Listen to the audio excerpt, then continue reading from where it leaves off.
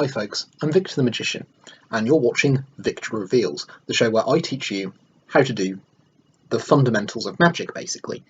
Today I want to show you how to control a card to the top of the deck, because if you can control a card to the top of the deck while appearing to cut it in fairly, then you can use that to sight the card and know what it is when you shouldn't be able to, so you can do prediction effects, you can make the card appear wherever you like, there's all sorts you can do. I'm going to show you a very basic version, and then I'm going to show you a slightly more advanced version, but fundamentally the technique we'll be using in both cases is probably the easiest card control, which is the double undercut. So we're just going to use whichever card happens to be on top for this demonstration, and that is the five of spades.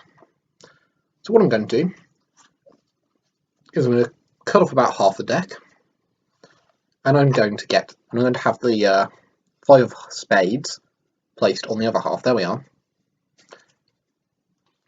And then I'm going to put the other half of the deck on top. There we are. Nice and fair, basically. And all I'm going to do is give the deck a couple of cuts like that. And what has happened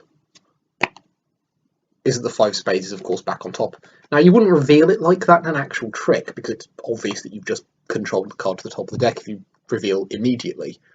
But once you're in that position, you're set up to do all sorts of other cool stuff. So, I'll show you how that works. You have the spectator select a card. Obviously, we're going to use our five of spades again. And you just basically take off half the deck. Actually, let's say you take off 2/3 of the deck. Or a third of the deck, sorry. And place the five of spades on the remaining third.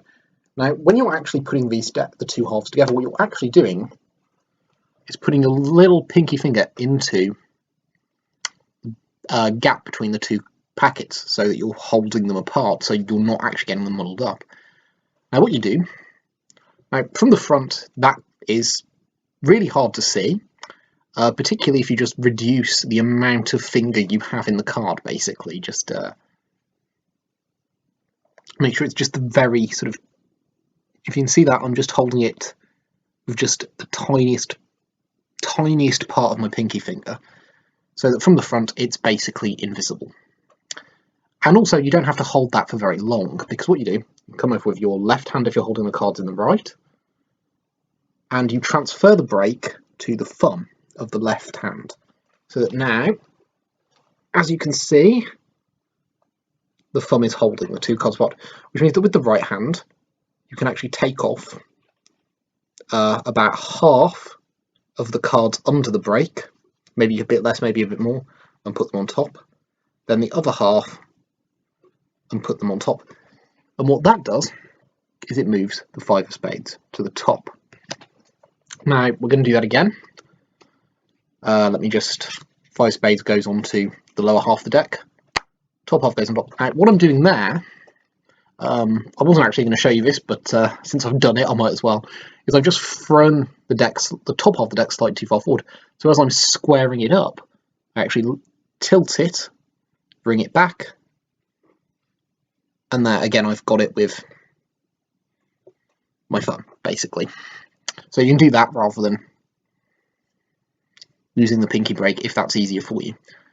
But again, remember the five of spades is right there, so if you move that to the top of the deck, five of spades is still right there.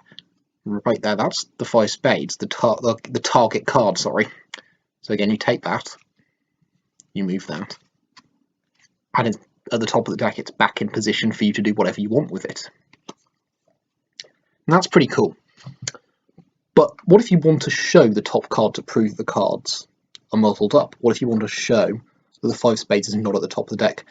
Well, the way I do this, I have the selected card examined by the spectator, and while the spectator's examining it, what I do is really simply I spread off, say, a third of the deck, and I leave one card at the bottom of that spread sticking out more than the others.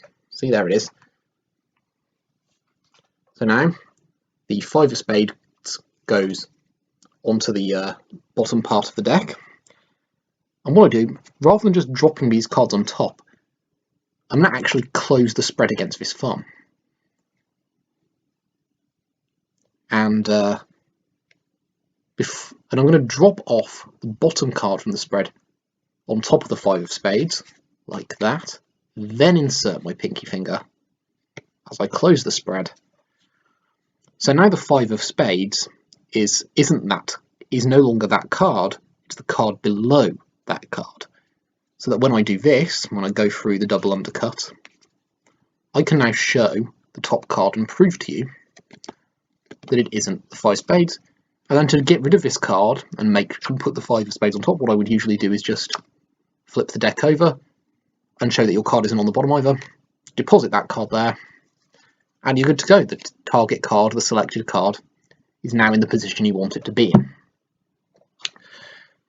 That's a really powerful move. There's lots of more elaborate ways of cutting and controlling a card to the top of the deck, but that's definitely the easiest to learn.